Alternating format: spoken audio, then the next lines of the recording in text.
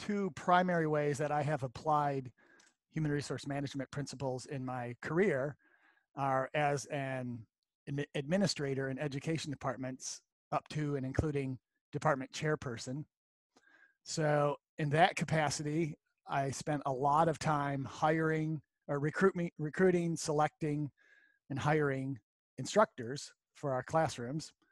The most people I had working in our department in any one semester was like 38 people, 5 full-time and 33 part-time instructors in any one semester. So that takes a lot of time recruiting and selecting people every semester. In addition, I needed to make sure that those instructors did a good job and did in the classroom what we wanted them to do. So a lot of time spent training all of those people each semester. Secondly, I have used all human resource practices as a business consultant.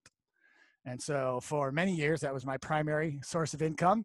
And then in other years, I used that business to supplement my income as an instructor.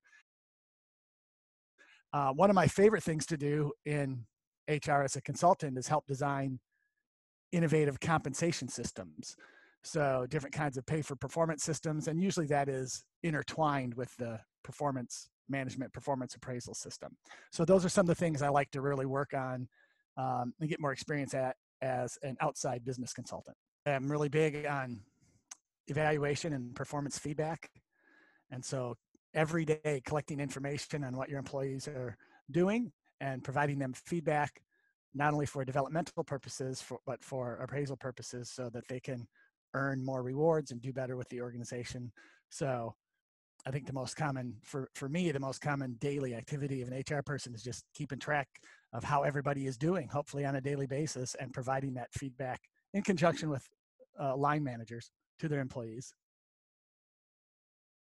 Consultant, and as an internal HR person, I think one of the things you have to deal with is the traditional view of human resources as just administrative work.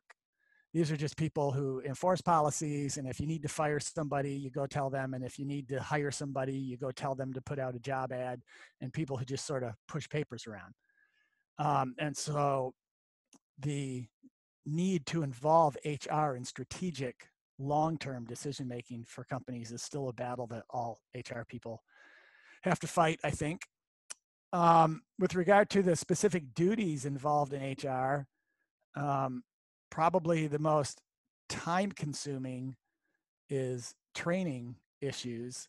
Most time-consuming, labor-intensive, and costly interventions are training issues, but sometimes it's necessary. Yeah, all of them. So HR is really has dual responsibilities in organizations. Yes, you are responsible for the overall success of the organization, and you have to pay attention to the organizational goals, numbers, revenues, profits, things like that. But HR is also responsible for doing a lot of the things that maintain organizational culture issues. They're responsible for maintaining the physical health and overall well-being of each individual employee, because that obviously does have financial consequences for the organization. You have to be able to talk to people at all levels of the organization, from frontline employees to first-level managers to upper executives. You have to feel comfortable presenting data, presenting recommendations to all of those levels in the organization. You have to be comfortable with taking data, qualitative or quantitative data, analyzing it in terms of what's good for the organization and making recommendations based on those data. You have to work with different kinds of people in collaborative teams throughout the organization. You don't just work with the HR people. You're working with frontline managers to help them interview people. You're working with upper level managers to help them develop long-term staffing plans.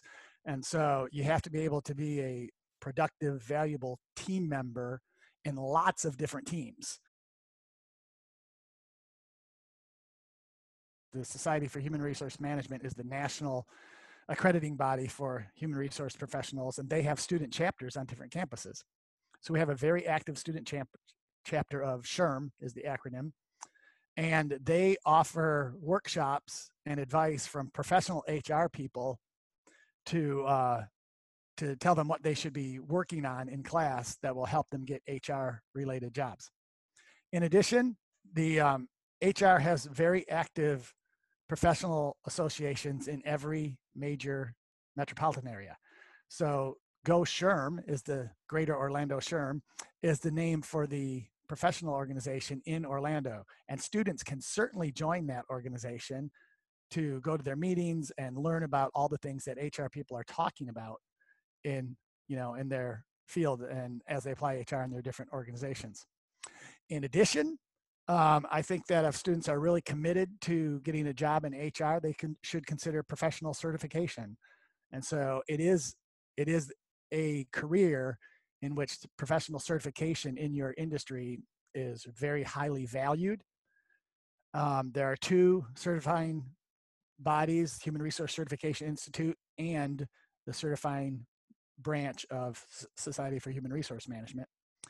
And in fact, the continuing ed department at UCF offers classes in preparing for those exams. But almost all HR jobs currently, contemporarily, you'll see in the position announcement, at least certification preferred, if not required. And then if students are working, if they're doing anything, if they're working in the hospitality industry, if they're working in restaurants, if they're working in manufacturing, I encourage students I work with who are interested in HR to just sort of volunteer for any HR related activities. So if there's a new employee who needs trained, you can volunteer to help train that employee. If someone needs a job description written because it's outdated or missing, you can volunteer to help do that.